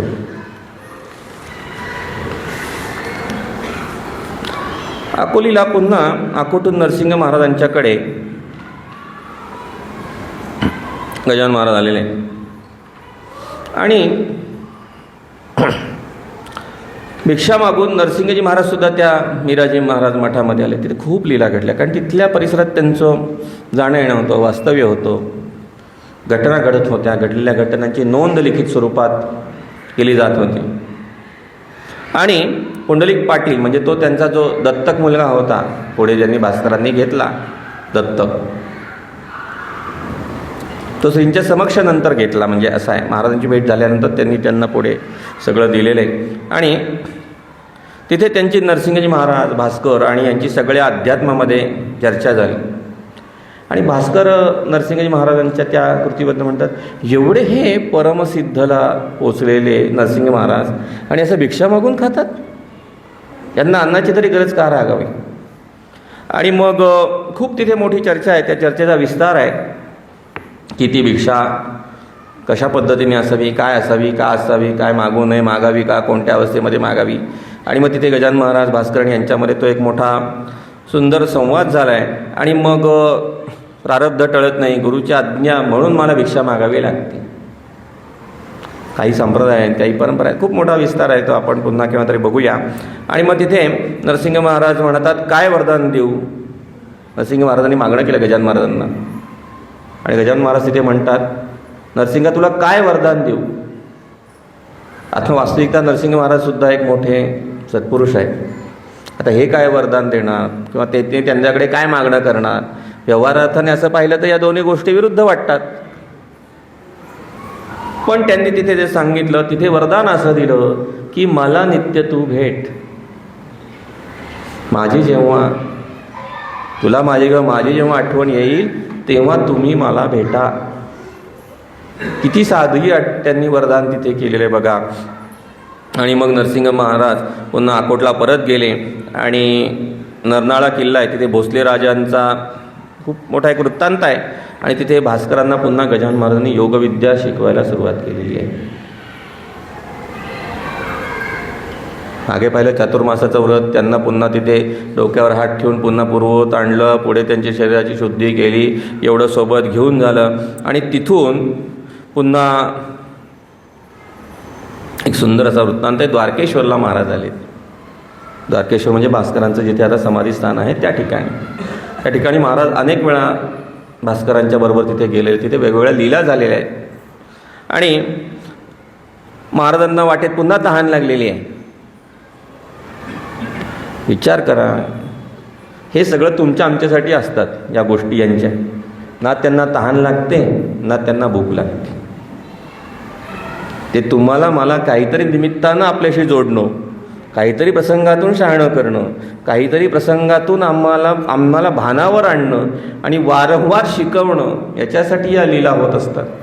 आणि वाटेत तिथे पाण्याची निर्मिती झाली. पुन्हा महाराजांनी तिथे पाणी पिलं, कारण त्यांच्या लीला अनंत आहे. आणि मग पुढे पुन्हा हे त्या द्वारकेश्वराचे तिथे आले. आणि भास्कर म्हणतात, महाराज आता आपल्याला जेवायचं आहे, मी गावात जातो आणि भाकरी आणतो किंवा काहीतरी घेऊन येतो. आता माझ्या गावातले काही परिचित असतील, ओळखीचे असतील, किंवा काही भिक्षा किंवा गुरूंसाठी म्हणून मला मिळू शकेल. आणि मी तुम्हाला आणून इथे शुश्रूषा करणं साधी गोष्ट नाही. भास्कर पाटील शुश्रूषे करता जवळ राही निरंतर. त्यांना काय हवं, काय नको, त्यांना कोण काय बोलतंय का, कोण काय म्हणतंय का, ते काय करतायत, काय नाही करत, त्यांना केव्हा केव्हा काय काय पाहिजे, त्यांच्या शब्दांचे अर्थ काय, ते म्हणतायत त्याची लीला काय, हा सगळं समजलं पाहिजे ना. नुसतं 24 तास थांबून काय करणार. बरोबर आहे की नाही. तुम्ही 2 दिवस शेगावला जाता म्हणून तुम्हाला छान वाटतं, 8 दिवस गेलं तर 9व्या दिवशी वाटेल काय करू मी इथे बसू. पण मन तेवढं जुळत नाही भगवंताबरोबर. विषय असा आहे, 2-3 दिवस जुळू शकतो, छान वाटतं, पण नंतर तुम्हाला काय वाटेल की नको बाबा, हे तेच आहे रोज, तेच आहे रोज. कारण मन तेवढं तिथे जोडलं जात नाही, त्याचा तो भाग आहे. आणि मग महाराज त्यांना म्हणतात भास्करांना, तू कोणाकडे मागायला जाऊ नको, आपण शंकराला मागू. आता इथे द्वारकेश्वराच्या तिथे बसलोय आपण, कशाला गावात जातोस आणि कशाला ते काही भाकरी वगैरे काही आणतोस. आणि आज सोमप्रदोष आहे, त्या दिवशी सोमप्रदोष होता. आता एवढा संवाद झाला, तेवढ्यात त्या द्वारकेश्वराच्या तिथं भास्कर आहेत, गजानन महाराज आहेत आणि तो द्वारकेश्वर आहे. एक दंडकमंडलू घेतलेले जटाधारी साधू ओम नमः शिवाय म्हणत त्या द्वारकेश्वराच्या मंदिरात तेवढ्यात प्रविष्ट झाले. प्रविष्ट झाल्यानंतर भास्कर गुरुपाशी बसलेले आहेत आणि ते म्हटले, अरे थांबा, मी जोडी उघडली त्यांनी आणि त्याच्यातनं सगळे पदार्थ बाहेर काढले आणि जेवायला घातलं. आणि सगळे पक्वान्न जे जे काही होते ते झोळीमध्ये, जसं काही हा साधू आत्ता गावात गेलेला आहे आणि नुकताच भिक्षा मागून आलेला आहे का काय, अशा पद्धतीचे पदार्थ वास्तविकता हे महाराजांसाठी होतं का, हे त्या भास्करांसाठी होतं. आणि हे सगळं झालं, जेवणं झाली आणि काहीतरी म्हणून भास्कर 2-4 मिनिटासाठी बाहेर गेले. तेवढ्यात हे साधू तिथे गुप्त झालेले आहेत. आणि भास्कर बाहेरून येऊन म्हणतात महाराजांना, महाराज कुठे गेले ते साधू. महाराजांनी सांगितलं, तो प्रत्यक्ष शंकर. यांच्या तोंडून शब्द बाहेर पडण्याच्या आत देवरूप घेऊन तिथे आलेले आहेत. कोणी म्हणती स्वर्गीचा, देव हा असावा साचा, लाभ त्याच्या दर्शनाचा झाला आपण, हेच भाग्य. दासगणू महाराजांचे शब्द आहेत. किंवा महाराज श्री गजानन, देवांचेही देव जाण. शब्द ब्रह्म आहे गजानन विजय म्हणजे. उगाचच काहीतरी वाहवा करायची, स्तुती करायची, वर्णनं करायची, काहीतरी आपल्या गुरुचं उदात्तीकरण करायचं, असा कुठलाही त्याच्यात आविर्भाव नाही. सगळी वस्तुस्थिती प्रत्यक्ष शब्दबद्ध केलेली आहे. आणि मग ते हेच प्रत्यक्ष शंकर होते असं भास्करांना समजल्यानंतर भास्करांनी त्या शंकर स्वरूप असणाऱ्या गजानन महाराजांनाच नमस्कार केला. त्यांना इच्छा होती अन्नग्रहण करण्याची, त्याच्यासाठी त्यांनी देवाला बोलवून घेतलं आणि त्यांना खाऊ घातलं. किती अधिकार आहे बघा. असे हे गजानन महाराज आणि असे भास्कर. आपला वेळ सांगा बरं मला. 7ला 5 कमी आहेत आणि आपली वेळ 7ची आहे. 7 थोडा उशिरा चालेल, 5-10 मिनिट. हां, मी सांगत बसेल आणि तुम्ही पण ऐकत बसाल. नाही, थोडंसं पूर्ण करतो. एक 2-4 कथा महत्त्वाच्या आहेत, त्या 7:30पर्यंत थोडं चालेल. पुढचं काय नियोजन आहे? आरती.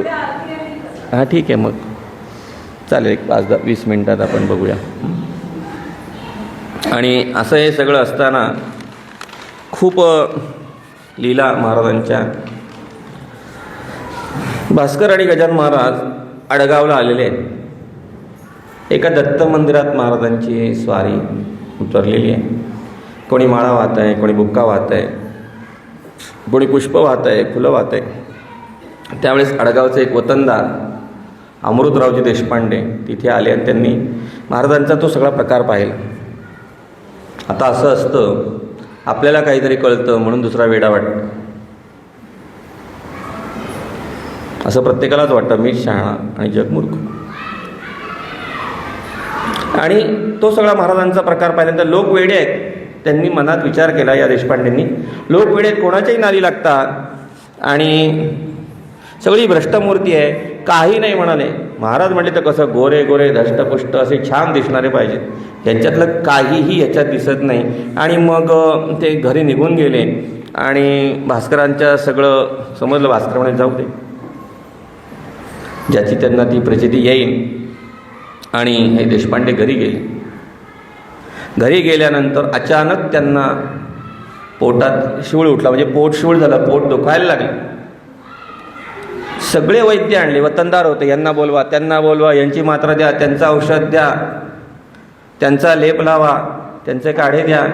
त्यांचं चूर्ण द्या, त्यांची गोळी द्या, असं ते सगळं करायला लागले. आणि सगळ्या गावामध्ये हाहाकार झाला. काय म्हणे इथून दर्शन घेऊन गेले, त्यांचं पोट दुखायला लागलं आणि इतकं प्राणांतिक वेदना व्हायला लागल्या की ते सगळ्या गावभर ती बातमी पसरली. आणि त्यांच्या असं लक्षात आलं की आम्ही संत निंदा केली, त्याचं हे फळ आहे.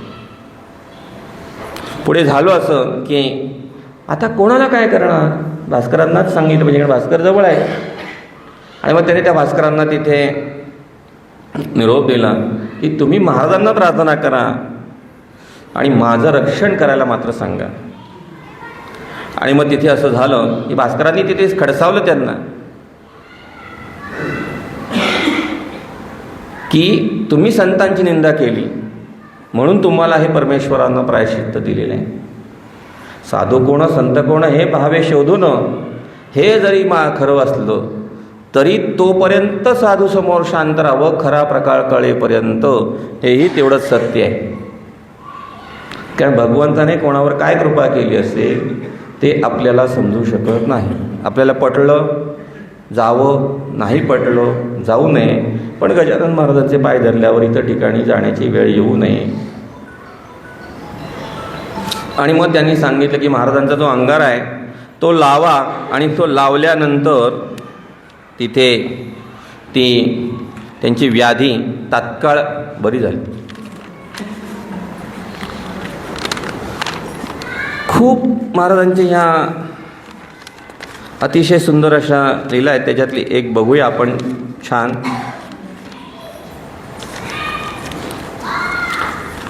गजानन महाराजांच्या सोबत भास्कर हे होतेच. बघा आजपासून मी तेच तेच तेच तेच वारंवार सांगतो. आणि नंतर नंतर ह्यांची जोडी पाहिल्यानंतर महाराजांना तर लोक वेडापिसा म्हणतच, पण त्यांच्याबरोबर ते भास्करांनाही म्हणायला लागले. त्यांनाही उद्योग नाही, ह्यांना तर त्याच्यापेक्षा उद्योग नाही. हे सगळं सोडून त्यांच्या मागे असं आहे की ज्याच्यातलं आपल्याला कळत नाही ती गोष्ट निरर्थक वाटते. शास्त्रीय गायन कळत नसेल ना तर वाटतं काय काय काय चाललंय, काय वेदविद्या कळत नसेल तर वाटतं काय चाललंय, काय हे काय म्हणतायत, काय कळत नसलं की तो भाग आपल्याला चुकीचा वाटतो. आणि मग असं हे सगळं चालू असताना म्हणे हा गुरु हा एक तर वेडसर आणि त्यांची महती सांगणारा हा त्याच्यापेक्षा वेडसर. दोघांना काही उद्योग नाही, नुसते फिरतायत इकडे तिकडे तिकडून इकडे. आणि भास्कर म्हणतो तुमचं भाग्य आहे. आता हे भाग्य आहे हे समजायला सुद्धा भाग्य लागतं, बरोबर आहे की नाही. आता आपल्याला वाटतं शेगावात राहणं किती छान, रोज महाराजांच्या दर्शनाला जाता येईल. मग शेगावची माणसं जातात का रोज दर्शनाला? म्हणजे जे भाग्य आहे ते भाग्य जाणवायला सुद्धा भाग्य लागतं. एवढे आमच्यावरती मायेचे, विचाराचे, प्रारब्धाचे आवरण आहे. शेगावची लोक मला एकदम भेटले. त्यांना म्हटलं काय बरेच दिवस 15 दिवस नव्हता. नाही म्हणे वैष्णोदेवीला गेलो होतो. म्हटलं जाऊ नये असं काही नाही, पण हे सोडून जाण्याची काही आवश्यकता नाही. तिथे जाऊन जे मिळणार आहे त्याच्यापेक्षा इथे राहून जे जास्त मिळेल ह्याचं भान किंवा याचा अनुभव असणं म्हणजे भक्ती.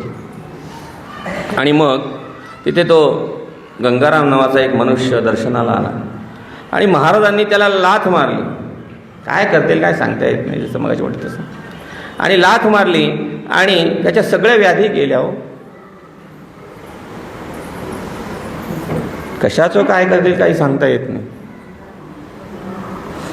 ते गंगा भारती, हे गंगाराम नाव साधारण लक्षात घ्या, सांगावं लागतं. कारण मग संभ्रम होतो ना, बघताना या नवीन कथा आहेत, हे लक्षात येत नाही. आणि मग तिथे सर्व यादी गेल्या. हे गंगाराम होते आणि हे अकोल्याला महाराज आले. त्यांचं व्याधी गेली होती. अकोल्याला आल्यानंतर त्यांनी असं त्यांची एक कोर्ट केस चालली होती. ते म्हणाले महाराज कोर्टाची केस जर मी जिंकलो तर 100 रुपये देईन. भक्त काय करेल सांगता येत नाही आणि भगवंत काय करेल हेही सांगता येत नाही. आता कोर्ट प्रकरण शेगाला आलं, ते झाला, विजय मिळाला, पण नवस विसरला. नवसा विसरण्यासाठीच असतो काय असं मला वाटतं. म्हणजे कारण काम होत नाही तोपर्यंत देव करत नाही, आणि झालं तर माझ्यामुळे झालं ही भूमिका जोपर्यंत भक्ताची होत नाही तोपर्यंत नवसा विसरलाच जातो. परवाच मला एक जण भेटलं, 51 शेगावच्या वाऱ्यांचा नवस केला. म्हटलं अरे तू राहिला अमुक अमुक ठिकाणी, तिथून त्याचं काहीतरी काम होतं आणि 28 वाऱ्या झाल्या तरी काम झालं नाही. मग 28व्या वारीला त्याचं काम झालं, काम होऊन 2 वर्ष झाले, पण आता 36च्या पुढे वाऱ्या गेल्या नाही. मला म्हटलं काय करू? म्हटलं काही करू नको, त्या 51 वाऱ्या पूर्ण कर. महाराज म्हणतात नवस केलास त्यावेळी नाही लाज वाटली.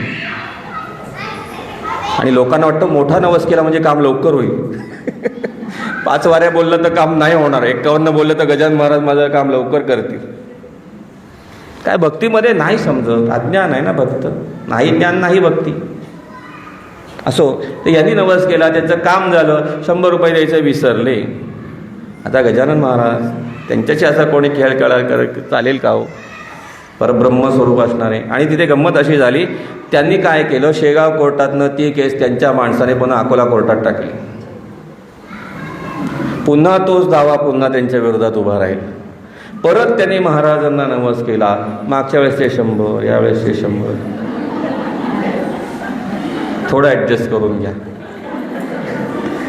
लिखित नोंदी आहेत. मी थोडंसं वेगळ्या भाषेने सांगतो आहे, मला त्या व्यक्तींबद्दल शेवटी एवढा त्यांना महाराजांचा आशीर्वाद लाभला हे काही साधी गोष्ट नाही, पण आपलं असं आयुष्यात आपल्या होऊ नये हे सांगण्याचा माझा प्रयत्न आहे. आणि मग तो 100 रुपयाचा नवस केला, यश मिळाले, पण तरी पण ते 100 रुपये द्यायचं जीवावर आलं. परत या भाऊबंधांनी पुन्हा पुढच्या कोर्टात, नागपूर कोर्टात तीच केस पुढे केली. म्हणजे महाराज जोपर्यंत इथे त्याचं होत नाही तोपर्यंत तो अडकत राहील. आणि मग 3 केस लागल्या, पुन्हा नवस केला, आणि मग पुन्हा तो महाराजांच्या दर्शनाला आला. महाराज आता मात्र मला सोडवा, मी सगळं देतो. आतापर्यंत 300 रुपये बॅलन्स आहे. द्यायची वेळ आली की पंचायत होते. बोलताना वाटतं छान छान, आणि मग पुढे तो तसाही पुढे विसरला, नवस फेडायचा विसरून गेला. आणि पुढे महाराजांची स्वारी अंदुरा नावाच्या गावी आली. अकोट आणि शेगावच्या मध्ये अंदुरा नावाचं गाव आहे. आणि त्या अंदुरा नावाच्या गावी आल्यानंतर याच्याकडे महाराजांनी यावं म्हणून यांनी भास्करांना सांगितलं की महाराज यांना घेऊन या इथं. भास्करांना सांगितलं की महाराजांना घेऊन या. आणि मग त्या तिथे देशमुख नावाच्या घरी महाराजांचं आगमन झालं, आणि तिथून यांच्या घरी या गंगारामांच्याकडे महाराज आले. आता महाराजांनी अशी लीला तिथे झाली, गंगारामांच्याकडे तो उत्सव झाला आणि खूप लोक भंडाऱ्यात आले, जेवले. आणि नेमकं त्या दुष्काळामध्ये ती काहीतरी व्याधी उत्पन्न झाली आणि त्या गावामध्ये कॉलराची साथ पसरली त्या दरम्यानच. आणि आता सगळे पंचायत झाली की गजानन महाराज आले, महाप्रसादाचा उत्सव झाला आणि गावामध्ये साथ आली. आणि तर काय करायचं, निमित्त झालं. आता काय झालं तर भास्कर म्हणतात की महाराज सगळ्यांना वाचवा, तुम्ही आले म्हणून असं झालं, असं होईल इथे सगळीकडे. भास्कर म्हणतात की भास्करांना महाराज म्हणतात तूच वैद्य आहे, तूच वाचव, लोकांना मरू दे, नाही तर तूच औषध दे, तू मला प्रार्थना करतोस ना. मग तिथे असं झालं नाही, म्हणे मी कोण वाचणार, त्रिविध तापाचे हरण तुम्ही करणारे, माझा तापांचे हरण शीघ्र करी दीनबंधो, असे असणारे तुम्ही, मी काय ह्या सगळ्यांना वाचवू शकणार आहे का. पण तेवढ्यात महाराजांनाच 2 उलट्या झाल्या पाटकन जागेवर. आपलं भगवंत कधी घेईल सांगता येत नाही बरं. आणि तेवढ्यात आता तुम्ही विचार करा, देहाला बाधा होऊ शकते का, हे का, खूप खूप मोठ्या गोष्टी या आपल्या बुद्धीच्या पलीकडे आहेत. आणि तेवढ्यात असं झालं की गावातली सगळी साथ ॲटोमॅटिक बंद झाली. त्याला महाराजांनी शाणं केलं, तो असं करू नको म्हटले, पण तेवढ्यात त्यांनी त्या सगळं, जसं तुम्ही साईबाबांचं पाहिलं असेल बघा, त्या गावच्या वेशीवरती त्यांनी ते पीठ टाकलं आणि सगळ्या गावाची महामारी दूर केली. साई सच्चरित्रातला पहिलाच अध्याय. आणि मग तिथे या गंगारामांच्याकडे महाराज आले, त्यांनी सांगितले की तुम्ही माझ्याकडे आला तर नेमकं असं झालं, असं होईल. आणि मग महाराजांनी तिथे त्यालाही शहाणं केलं. आणि नंतर मग हे गंगाराम त्या देशमुखांच्याकडनं म्हणजे गंगारामांच्याकडे आले. गंगारामांच्याकडनं महाराज पुन्हा शेगावला आले. शेगावला आल्यानंतर यांनी सगळी जे काही नवसाची रक्कम होती ती सगळी महाराजांच्या चरणी अर्पण केली. महाराजांनी सांगितलं की इथून पुढे मी असं करणार नाही, माझ्याकडून जर काही चुकलं तर मला माफ करा. आणि हे गंगाराम म्हणजे हसनापूरचा राहणारा गंगाराम नामजाचे. या दानशूरांनी मोठमोठ्या रकमा देऊनी केली मठाची उभारणी भक्तिस्तव समर्थांच्या. त्या काळी दरवर्षी उत्सवाला जेव्हा जेव्हा संस्थांमध्ये काही निघेल तेव्हा 100 रुपये त्यावेळेस हे गंगाराम पाटील देत होते. किती तपश्चर्या आहे या भक्तांची. अजून एक पुढचा प्रसंग सांगतो आणि सेवेला विराम देतो. शके 1828 म्हणजे साधारण 1906च्या दरम्यान आत्माराम भिकाजींच्याकडे गजानन महाराजांचं आगमन अमरावतीला झालं. आता भास्कर महाराजांच्या सोबत आहेत, कारण भास्करांची समाधी ही 1908मध्ये आहे, 7 आणि 8च्या दरम्यान, त्या वयाच्या 108व्या वर्षी. आणि तिथे ते आले आणि योगायोगानं स्वामी दत्तात्रय केदारसुद्धा भ्रमण करत करत तिथे आले. गाणगापूरला जाऊन अमरावतीला स्वामी दत्तात्रय केदार आले आणि इतकी असंख्य गर्दी त्या आत्माराम भिकाजींच्याकडे झाली आणि महाराज आराम करतायत, आतमध्ये कोणालाही जाता येणार नाही. खूप गर्दी झाली असं सांगितलं आणि खूप प्रयत्न केले, पण या स्वामी दत्तात्रय केदारांना काही दर्शन होईना. त्या सेवादारांना काही माहिती नाही त्या सेवेकरांना की हे शिष्य आहेत किंवा हे आहेत, ते यांनाही सोडेना. आणि ते दत्तात्रय केदारांना भावनिक असतो ना त्याला दुःख होतं. ज्याला भावना नाहीत त्याला दुःख व्हायचं काही कारण नाही, पण यांची भावना प्रपंचाबद्दल नसून भगवंताबद्दल होती. हा फार महत्त्वाचा भाग. मी इथपर्यंत आलो, महाराजांचं मला दर्शनसुद्धा नाही, म्हणून हे स्वामी दत्तात्रय केदार तिथे खिन्न झाले. म्हणाले मी काहीतरी पाप केलं असेल म्हणून गजानन महाराजांचं मला दर्शन होऊ शकत नाही. आणि मग इतके महाराजांना हे समजणं अशक्य होतं का? भूत भविष्य वर्तमान जाणता ती साधूजन. बाहेर हे दत्तात्रय आलेले आहेत आणि गजानन महाराजांना आतमध्ये कळलं आणि गजानन महाराजांनी भास्करांना आज्ञा केली, जाऊन चिकन सुपारी मला आणून दे. आता हे भास्करांना बाहेर पाठवण्याचं निमित्त होतं. त्याला आत आणणार कसं?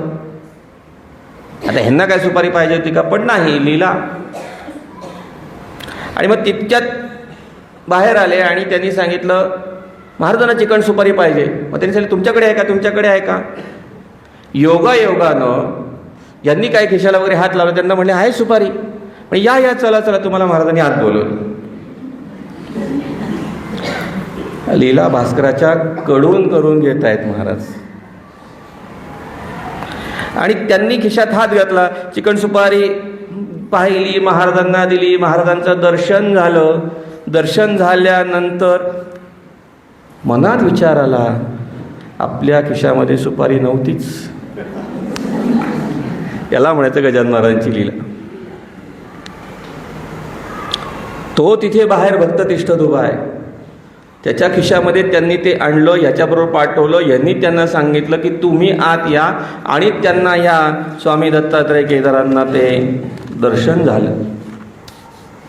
भास्कराच्या कडनं लीला करून घेतली. असंख्य लीला आहेत, म्हणजे मी आत्ता साधारण 7-8 तुम्हाला 10 सांगितल्या असतील. कमीत कमी अजून 15 ते 20 चरित्रभाग छोटे मोठे भास्करांच्या चरित्राबद्दल आपल्याकडे आहे. माझ्या सद्भाग्यानं मला वासुदेव महाराज परमपूज्य यांचं दर्शन योग आला. त्यांनी मला हे चरित्र त्यांच्याकडून दिलं, त्यांच्या संस्थांनी ते मला पाठवलं. त्याच्यातल्या काही अधिकृत नोंदी, त्याचं थोडंसं संलग्नता थोडीशी तयार करण्याचा प्रयत्न केला. साधी गोष्ट नाही. एक पाणी मागताना कोणीतरी एक वेडसर साधू यावा आणि त्याच्या मागे जावं, सर्वसंग परित्याग करून. तिथंपासून त्यांनी त्यांच्या हातून त्या लीला करून घेतल्या आणि तो योगाभ्यास एवढा करून घेतला की यांनी इथे हर हर म्हटलं आणि त्यांचा प्राण तिथं स्थिर झाले. गुरुच्या कडून शिष्याची समाधी मोठी गोष्ट आहे. शिष्यानंतर गुरूंच्या समाधीवर शिष्य उपस्थित असणं ही सामान्य गोष्ट आहे, म्हणजे बहुत वेळा होणारी, सामान्यसुद्धा नाहीच पण बहुत वेळा होणारी. पण महाराजांनी त्यांना तिथे केलो आणि मोठा बोध केला, संचित प्रारब्ध क्रियमाण. बाळाभाऊ तिथे होते, तुम्ही मी असतो तर म्हटलं असतो ह्याला वाचवा, लोकही म्हटली वाचवा, पण वाचवलं का? वाचवतो म्हणाले, पण पुन्हा जन्माला येईल. आणि मग हत्या, वैर आणि ऋण हे त्याचा तो सगळा हिशोब तिथे मांडला. विचार करण्यासारखी गोष्ट आहे. वासुदेव महाराज, संत वासुदेव महाराज त्या चरित्रामध्ये लिहितात, भास्कराचं आयुष्य गजानन महाराजांनी 84 दिवस वाढवलं. 84 योनीतून ह्या जीवाची मुक्तता होण्यासाठी 2 महिने 17 दिवसाचं काहीतरी ते गणित येतं, 84 दिवसाचं काही. आणि मग ते तेवढं दिवस तेवढे त्यांचं आयुष्य वाढ करून त्यांचे जन्मोजन्मीचे सगळे दोष पुसून टाकले आणि त्यांना संत करून टाकले. तुमच्यावर, माझ्यावर या भास्कराचा एक मोठा उपकार आहे. कोणता आहे? भास्करांनी मागणं मागितलं, स्मारक ऐसेच करावे, अवघ्यांनीच वाखाणावे, पाहून त्या डोलावे प्रत्येकाने आपल्या मनी. असे स्मारक करण्याची शपथ व्हा समर्थांची. हीच विनंती अखेरची माझी, ती मान्य करा. तुम्ही लक्षात घ्या, गजानन महाराजांच्या त्या शेगावचं नाव सगळ्या विश्वामध्ये आहे. पंतप्रधान कार्यालयात सुद्धा जेवढी कोविडमध्ये व्यवस्था नव्हती तेवढी त्या गजानन महाराजांच्या त्या शेगावला होती. हे तुम्ही सगळ्यांनी पाहिलेलं आहे. हे त्यांची ती तपश्चर्या आहे. त्यांनी सांगितलं मी जातो, पण पुढच्या पिढीला हा ठेवा, जतन करून गजानन महाराजांचा तुम्ही ठेवा. आणि तो करण्यासाठी रात्रंदिवस तुम्ही प्रयत्न करा आणि हे करण्याची गजानन महाराजांची शपथ घ्या. आणि त्यानुसार ते कार्य आज चालू आहे. याचं संपूर्णतः म्हणजे गुरुनी शिष्याला पूर्णत्व दिलं आणि शिष्याने सुद्धा त्यांचा जो वैश्विक ते साम्राज्य असते उभं राहिलेलं आहे ते दूरदृष्टीने कदाचित त्याविषयी पाहिलं असेल की ज्याचं त्यामुळं नाव आज आहे सगळ्या जगभरात जगविख्यात आहे. हा भास्करांचा तुमच्या माझ्यावरती असलेला उपकार आहे. जसं ट्रेकिंगला जाताना मागच्या लोकांना कळावं म्हणून चिंध्या चिठ्ठ्या बांधून ठेवतात रस्ता यावं, तसं हे गजानन महाराजांपर्यंत प्रपंचातून कसे गेले, त्यांनी सोडलेले हे दगड आहेत वाटेत मार्किंग करून ठेवलेले, ते तुम्ही आम्ही पाळायचे. त्यानुसार सद्गुरूंना समर्पण होण्याचा, अगदी समर्पण नाही पण त्यांची इच्छा मान्य करण्याचा, त्यांना सद्बुद्धी देण्याचा, त्यांनी आमच्याकडून जास्तीत जास्त सेवा करून घ्यावी अशा आशयाची प्रार्थना रोज करायची. जी उपासना आपण करतो त्याच्यामध्ये सातत्य ठेवायचं आणि जास्तीत जास्त आता निरपेक्षता आपल्याकडे कशी येईल हा थोडासा प्रयत्न आपण केला पाहिजे. म्हणजे मग कुठे तरी थोडासा एखादा पाऊलसुद्धा नाही म्हणत मी एवढं आपण, आणि तो भोळा शंकर आहे तो तुम्ही म्हणायच्या आत तुमच्यापर्यंत येतो, तुम्हाला अनुभव आहे म्हणून तुम्ही इथे जमलेले आहात. असे महाराज आहेत आणि असे हे भास्कर आहेत. म्हणून जे भगवंतानी सांगितलं, जे माझ्या भक्ताची चरित्राची प्रशंसा करतात ते सुद्धा मला प्रिय होतात. म्हणून आम्ही आज या उपासना केंद्राच्या वर्धापन निमित्तानं भास्करांच्या आणि गजानन महाराजांच्या चरित्राची प्रशंसा करण्याची अल्पमतीने एक प्रयत्न केलेला आहे. तो नक्कीच आपल्या सर्व सद्भक्तांच्या अंतःहृदयस्थ गजाननाला आनंददायी ठरलेला असेल असं आपण समजूया आणि झालेली सेवा गजानन महाराजांच्या चरणी अर्पण करूया. महाराजांचा एक सुंदर जय जयकार करूया आणि भास्करांचाही एक जय जयकार करूया. कारण भक्त बंद झालं ते भक्त आणि भगवंत हे एक बिंब आणि प्रतिबिंब असतं आणि त्या रूपाचा आपण एक गजर करू आणि सेवेला विराम देऊ. अनंत कोटी ब्रह्मांड नायक महाराजाधिराज योगीराज परब्रह्म सच्चिदानंद भक्त प्रतिपालक शेगाव निवासी समर्थ सद्गुरु श्री गजानन महाराज की जय. भक्तवर्य श्री संत भास्कर महाराज की जय. आजही भास्करांची जी समाधी सोहळा होतो तिथे गजानन महाराजांची पालखी शेगावहून तिथे जाते आणि आपल्या ह्या हनुमान जयंतीनंतर येणाऱ्या पंचमीला तिथे मोठा उत्सव असतो. 8 दिवस काला वगैरे असतो आणि या भास्कर महाराजांच्या समाधीचं 56 साली वर्धापन संत वासुदेव महाराजांच्या मार्गदर्शनाखाली दांडेकर मामांच्या हस्ते, मोठ्या संतांच्या हस्ते तिथे तो झालं. तिथे सगळ्या नोंदी खूप आहेत आणि तो मोठं साम्राज्य आहे. आपण जरूर शेगावला गेलात की त्या वास्तूला जा आणि त्या दर्शन घ्या भक्तांचं, अशी मी आपल्या या निमित्ताने विनंती करतो. जय गजानन.